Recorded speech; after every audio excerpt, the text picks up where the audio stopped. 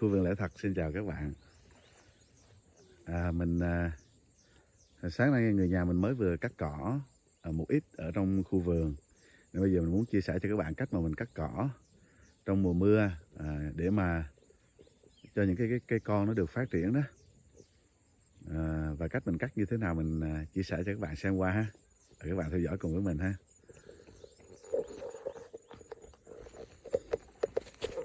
Đây, như video trước mình có chia sẻ với các bạn về cây cao. Đây là cách đây. Người nhà mình cắt cỏ đây. Thì cây cao bạn cắt như vậy và thả cỏ xung quanh cái khu vực của nó để cái cỏ nó sẽ đè lên những cái cây cỏ khác và nó khiến cho cỏ khác nó bị úng và cỏ nó sẽ chậm phát triển lên. Nó là như vậy. Các bạn cắt và các bạn thả như vậy đó.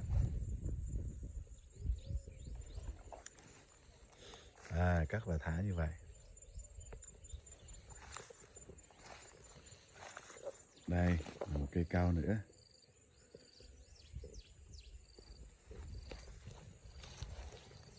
Đã lớn đẹp như vậy đó các bạn. Qua cái mùa mưa này rồi thì nó cao lắm. Nó có thể lên được khoảng trên nửa mét. Và đến mùa nắng thì mình chỉ cần cắt cỏ tấp vào thế là nó sẽ sống khỏe các bạn. Và đây là cái cách mà người nhà mình cắt.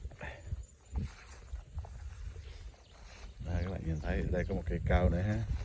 Đây, cây cao nữa. Rồi đây một cây cao nữa. Đó, nó như thế vậy các bạn. Trồng nó rất nhỏ thôi để cho mình mua được giá nó rẻ để mình có thể không có tốn nhiều vốn các bạn. Vườn mình thì mình ưu tiên trồng tối đa cây bằng hạt cả. Và để cho cây bằng hạt nó lớn lên thì các bạn cứ để cỏ cho đất nó mát và có những cây tàn tán che bên trên nữa. Và đến mùa mưa thì các bạn cắt cỏ định kỳ khoảng 1 tháng. Mùa mưa các bạn nếu bạn hột nó nhỏ quá thì 1 tháng hoặc là 1,5 tháng các bạn cắt cỏ một lần thì vừa có cỏ trả lại để có phân tốt cho đất. Vườn bạn sẽ giàu dinh dưỡng theo thời gian, dư dật phân bón. Và cái thứ hai nữa là cây nó đủ ánh sáng để trong mùa mưa thì nó không thiếu nước nhưng nó thiếu nắng. Còn trong mùa nắng thì nó không thiếu nắng nhưng nó thiếu nước. Thì mùa nắng mình phải giữ mát cho nó. Còn mùa mưa thì mình phải phát quang cho nó có ánh sáng. Đơn giản dễ nhớ như vậy. Mùa nắng thì lại cần nước, mùa nước thì lại cần nắng. Các bạn nhớ như vậy các bạn làm. Mùa nắng thì phải cho nó mát tùm, không sao cả, không có thiếu nắng. Xin lỗi, mùa nắng thì các bạn cứ để cho nó tùm, nó không có thiếu nắng mà nó cần mát. Còn mùa mát, mùa mưa thì các bạn phát quang nó ra cho nó cần ánh sáng để nó lớn nhanh, nó quang hợp, nó lớn nhanh.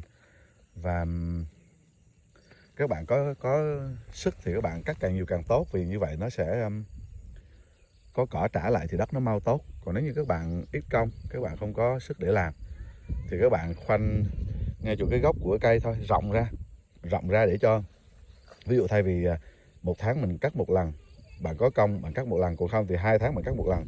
Thì khi bạn cắt đó, bạn khoanh rộng nó ra, cái chu vi nó rộng ra khoảng 1-2 mét, khoanh rộng nó ra.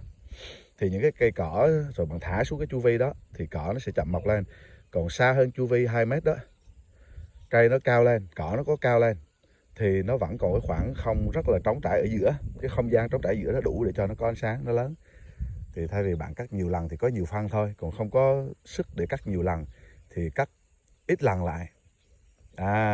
Và chỉ cắt quanh cái cây bạn cần thôi chứ không cần cắt hết vườn. Như vậy thì nó sẽ đỡ tới 1/3 công. Nếu các bạn có đủ công thì các bạn cắt càng nhiều thì mùa mưa thì vườn các bạn càng nhiều phân. Đơn giản là như vậy, cắt càng nhiều thì càng nhiều phân. Các bạn nhớ như vậy. Còn không đủ công thì mình làm ít thôi. Cây vẫn sống tốt. Còn việc giàu dinh dưỡng thì chậm hơn chút xíu thôi. Người khác 3 năm thì đất giàu dinh dưỡng, 3-4 năm thì đất giàu dinh dưỡng, thì mình 5 năm, 6 năm mình không có thời gian mà. Thì trong lúc mình bận đó là mình có những công việc khác, thì những công việc khác thu nhập thì nó bù lại cái tốc độ của vườn, thế thôi. Nó như vậy đó các bạn. Đây, mình qua chỗ này để mình chia sẻ với các bạn một chút về đây. Có những chỗ thì không có thì cái cầu mình để cỏ nè, giờ lo cắt cây cau trước đã. Thì cái cau nó nhỏ, cắt cho nó lú lên để nó sống được các bạn. Đây có những chỗ đất xấu quá, nóng quá thì nó bị trồng xuống nó bị cháy lá các bạn. Nhưng mà bây giờ mùa mưa nó vẫn sống được các bạn. Đây nó cháy lá luôn này. Rồi bây giờ mùa mưa nó sống thì chắc chắn qua năm sau là nó sống rồi. Đấy nó như vậy đó các bạn. Rồi mình chia sẻ với các bạn này, chỗ nóng nó như vậy nè. Do mình trồng cái đợt cau này là đợt cau sớm, chưa tới vô mùa mưa. Nên mình không có thời gian nên là mình tranh thủ được việc nào hay việc đó mình trồng sớm. Và bây giờ nó vẫn sống các bạn. Gốc nó vẫn còn khỏe lắm. Đây mình chia sẻ cho các bạn coi nè. Bạn đang ra lá mới lại nên là cứ yên tâm. Đó, như vậy đó. Đó, ở người nhà mình cắt như vậy. Rồi bạn nhìn qua khoảng không kia, có cỏ rồi qua kia lại là cắt. Ưu tiên cắt để cho cây cau nó lớn đã. Rồi sau đó đến cắt những cái cây khác như là nhãn, vải, những cây trồng bằng hột đó các bạn, mít, đồ xoài vân vân, những cây nhỏ, rồi sau đó mới qua mít ca. Mít ca nó lớn rồi các bạn nhìn này. Cứ là cây nào nhỏ là mình phải ưu tiên đi dọn cỏ trước để cho nó sống. Đây trong này có cây cau nè, trơ trọi chưa có cỏ luôn nè. Cây nào mà nó cần sống á, cái nhỏ mình cho nó cần nó sống, cho nó có ánh sáng là mình lo đi cắt trước. Còn cây nào lớn rồi thì xong việc chăm cho mấy cây nhỏ rồi đến chăm cái cây lớn. Nguyên tắc là em bé thì được ưu tiên trước, đúng không các bạn? Đó là như vậy thôi. Trồng vườn cũng như xây dựng con người nó đều có sự tương đồng. Vì lợi ích 10 năm trồng cây mà, vì lợi ích 100 năm trồng người nha. Mà bây giờ người ta trồng cây đòi 1, 2 năm lợi ích nên người ta quăng hóa chất vô thì nó cháy hết. Con người cũng vậy, không có được dạy dỗ giáo dục một cách kỹ lưỡng thì cuối cùng hư hỏng hết các bạn. Cứ là cho ăn không ăn không, ăn đồ hóa chất vô to mập lên, nhìn to lên nhưng mà ở trong thì không có, nhưng mà ở trong không có được dạy dỗ về nhân phẩm, ý thức, hiểu biết, lòng tự trọng, liêm chính, công chính, rồi vân vân bạn. Có những cái điều đó phải dạy lâu lắm, là theo thời gian, phải trung tính, bền bỉ thì nó mới bền vững. Mà ngày hôm nay người ta lo chăm vật chất trước, mấy thứ đó không dạy nên rồi con họ sau này con cái bây giờ, tuổi trẻ bây giờ chết sớm hết là như vậy các bạn. Ăn hóa chất vào rồi đạo đức cũng bị suy đồi, băng hoại, đạo đức con người bây giờ tệ lắm. Đó là như vậy đó các bạn. Thì nguyên tắc vườn cũng vậy đó, vườn đến ngày nó cũng bị suy đồi, nó cũng bị băng hoại các bạn, nó hư hỏng hết, nó sụp đổ. Thế là thay vì được hưởng cái lợi lâu dài thì tạm thời, thay vì con cái, con người sống với nhau lâu, yêu thương hạnh phúc, thì bây giờ nó lại quậy phá gia đình, rồi gia đình tan nát, chia đàn xẻ ngá, rồi chết sớm, chết non, chết trẻ, chết đột quỵ, chết bởi tai họa, bởi bệnh tật, ăn chơi, đủ thứ các bạn. Đó, nó là như vậy các bạn. Thì cây nhỏ phải chăm sóc trước, và khi chăm vườn rừng là chăm sóc bền vững các bạn ạ. Còn con người muốn bền vững là phải chăm sóc tâm hồn trước, chứ không phải là cho ăn nhiều thì tốt lành đâu các bạn. Tâm hồn trước, tâm hồn nó tốt lành thì nó sẽ sống bền vững, sống tốt đẹp. Và chúng ta hưởng cuộc sống nhẹ nhàng với con cái. Nhưng mà không chăm sóc tâm hồn thì giống như cái vườn cũng chăm sóc hóa chất vậy đó. Thì cuối cùng cái vườn nó làm hại lại người chủ, nó gây bệnh tật lại.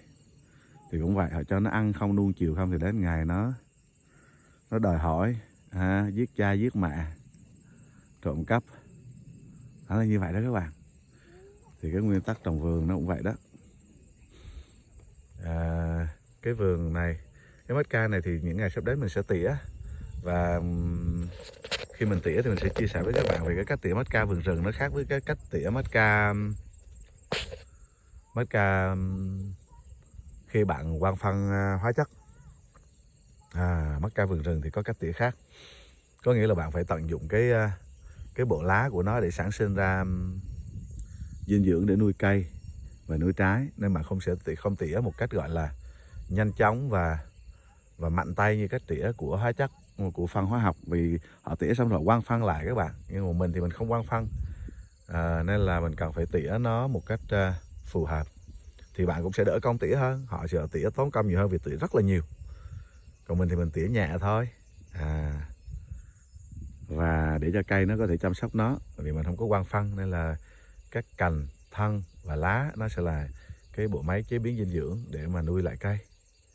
Nên là mình sẽ chỉ cắt tỉa gọi là hạn chế sự tùm để mà nắng có thể chiếu vào. Chứ còn sâu bệnh thì trồng hữu cơ hay là bạn trồng tự nhiên thì sâu bệnh hiếm lắm các bạn, hiếm thôi lắm. chứ không phải là dễ sâu bệnh như những người mà trồng nông nghiệp công nghiệp hóa hay là dùng phân hóa chất. Thì họ cứ nói về vườn là cứ nói về bệnh thuốc suốt. Nó không giống như mấy đứa trẻ bây giờ vậy á, cứ mở miệng ra thành phố là cứ nói bệnh với thuốc suốt. Tại vì nó ăn đồ bẩn, đồ hóa chất, nó ở không khí ô nhiễm, nên là nó cần phải có hỗ trợ thuốc men để sống. Còn những con nít ở vùng cao, vùng quê, vùng núi mà ngày xưa kia, chứ không phải nó bây giờ phun hóa chất, thì ngày xưa nó được uống nước suối, cũng nước suối sạch luôn, nước giếng sạch, hít không khí sạch chứ không có ô nhiễm, an toàn, rau sạch không, rồi vận động vui chơi. Nên đi đầu trần, đi chân không, cởi trần, tắm mưa các kiểu, chẳng bao giờ bệnh cả. Có mệt một chút, cảm sốt cái rồi phục hồi, cơ thể nó tự đề kháng cao, nó phục hồi, nghỉ một chút, ăn ấm một chút hay giữ ấm một chút, cơ thể được hỗ trợ trong cái lúc mệt đó một chút, thế là đề kháng nó lại tăng ra trong cơ thể và nó lại chữa lành. Còn bây giờ thì trồng cây là cứ nói về thuốc men suốt, và con người ngày hôm nay cũng nói về thuốc men suốt, là tại vì trồng sai đó các bạn, sống sai chỗ, sống sai cách, ăn sai đồ, nên là cuối cùng thì cứ thuốc hoài nhưng mà rồi cũng chết sớm. Ngày hôm nay khoa học tiến bộ đến mức độ là ở đâu cũng thấy bệnh cả, và ở đâu cũng chết sớm cả. Còn ngày xưa khoa học không có tiến bộ thì hiếm hoi thấy bệnh, và ai cũng sống lâu, sống dai cả. Người thân của mình hay là ngày xưa mình sống ở cái vùng quê của mình ngày xưa, người trên 100 tuổi là nhiều lắm, 101, 102, 103.